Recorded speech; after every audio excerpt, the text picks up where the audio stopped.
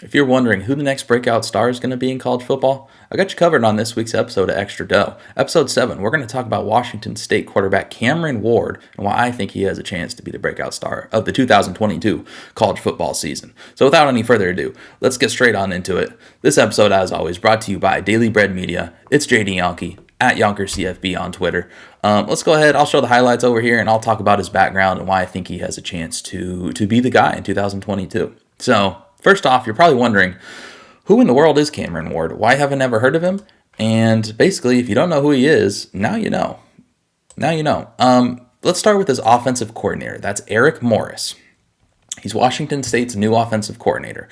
He played wide receiver for Texas Tech in his playing days, and he coached at Washington State under Mike Leach. So he clearly has air raid bona fides, and he's clearly going to bring the air raid system to Washington State. He coached at FCS school Incarnate Word since 2018. That's where he hooked up with Cameron Ward, right? Cameron Ward was his quarterback, and that's how the two fit together. The Cardinals averaged, Incarnate Word, the Cardinals, they averaged 39 points per game in 2021, and they threw for over 360 yards per game while lighting up the scoreboard. So you're sitting there wondering, well, who's the quarterback putting up those numbers? That is Cameron Ward. He won the Jerry Rice Award as the FCS's most outstanding player his very first season on campus with the Cardinals in the shortened 2020 COVID season. And then what he did, he came back the next year, and all he did is throw for over 4,400 yards and 47 touchdowns as a sophomore. So he'll be playing in the exact same offense. This really eases the transition. We're now going to see this offense in Washington State. So obviously, that doesn't mean we're going to see the exact same numbers, but it's a prolific offense, and he does have the exact same coach, right? Making that transition. We saw that with Bailey Zappi last year. It wasn't just that he transferred into Western Kentucky and broke all the records. It wasn't just that he was an outstanding transfer. That doesn't happen with every single transfer, right? We see the Vernon Adams of the world. We've seen FCS transfers bust before. I think having that coach really eases the transition. Zappi transferred in with Zach Kitley, and while it's easy to make a direct comparison, it's clearly what head coach Jake Dicker is going for here at Washington State, and taking the quarterback and his coach as well to ease that transition. So let's talk a little bit more about Cameron Ward, a little bit more as his profile. So where did he come from? How does all of a sudden he putting up these prolific numbers at Incarnate Word? Let's go back to his high school days. He was a late blooming prospect. He was an unranked high school recruit, completely unranked, not even on anyone's radar. We had little to no data of this guy even throwing the ball. He told 247 Sports once that he only attempted 233 passes in his high school career. No data on the guy. No wonder he wasn't ranked at all as a recruit.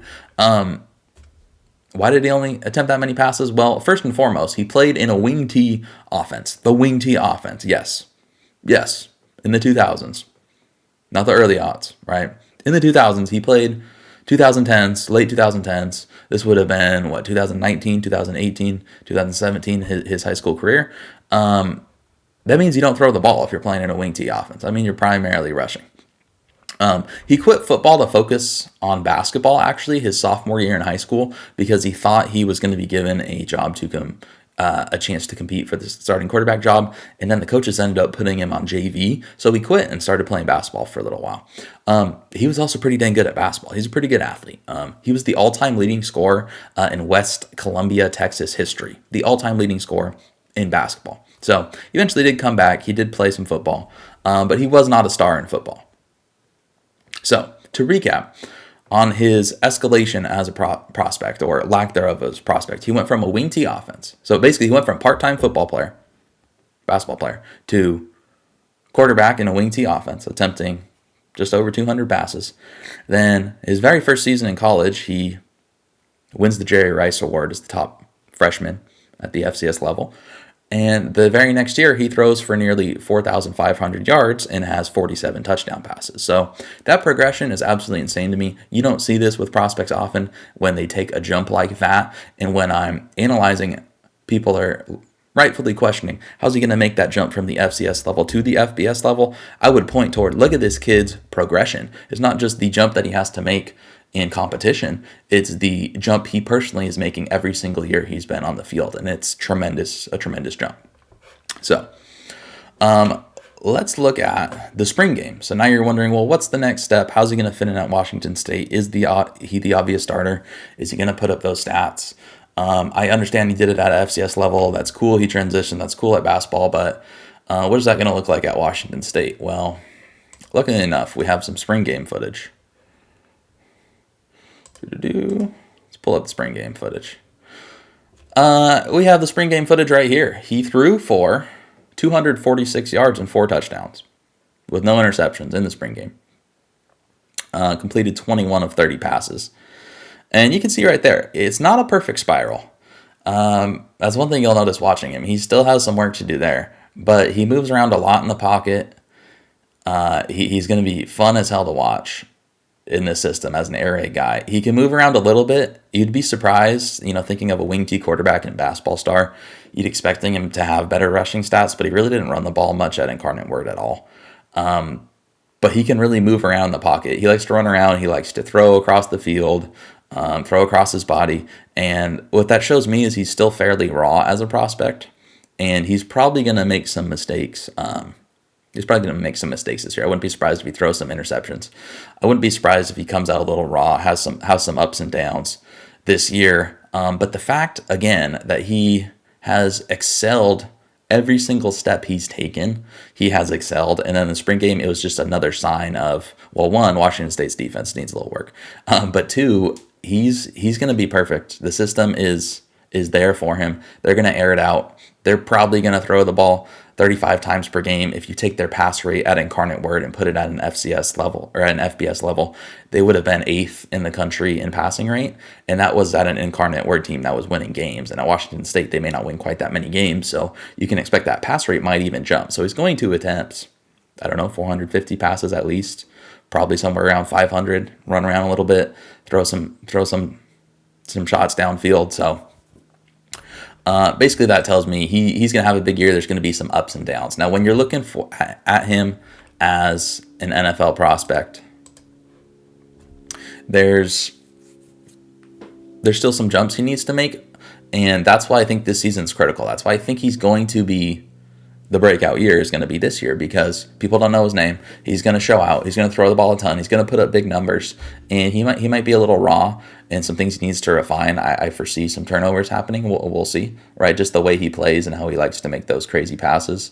I think that the more you take a step up in competition, you're going to need to learn, and that's something he's going to need to learn. So I'm not sure he's going to be a huge NFL draft prospect this year. He might. It wouldn't shock me at all. I'm calling him to be a breakout star. It wouldn't shock me at all. But if we see him be as successful as I think he's going to be this year, again, that keep in mind, even if he's not perfect, his numbers might take a step down from Incarnate Word.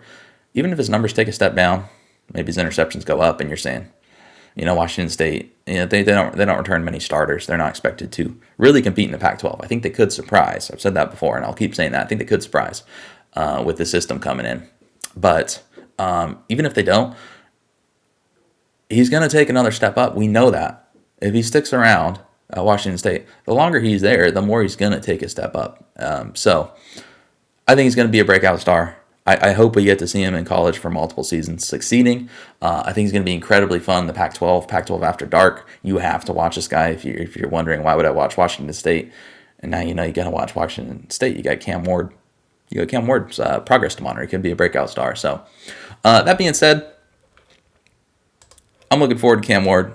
I would not be surprised whatsoever if he has a huge season.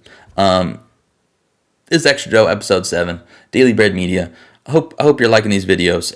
This is one of the players I'm most excited to watch, a player I've dived, taken a pretty deep dive in on, and I can't wait to watch him play football. So I hope you share that excitement. I hope when the name Cam Ward is brought up, or the Washington State team, you say, they're not expected to do much this year, but maybe we shouldn't put anything past them, because they have a pretty special quarterback, and I think he has a chance to be special. Obviously, we still need to see that on the field at the FBS level, but I really think we will, and I could not be more excited to watch any player this year than I am to watch Cameron Ward. So, JD Yonke, Daily Bread Media at Yonker CFB. Stay tuned. We're coming weekly, preparing you for the college football season. We're doing conference previews. We're doing team totals.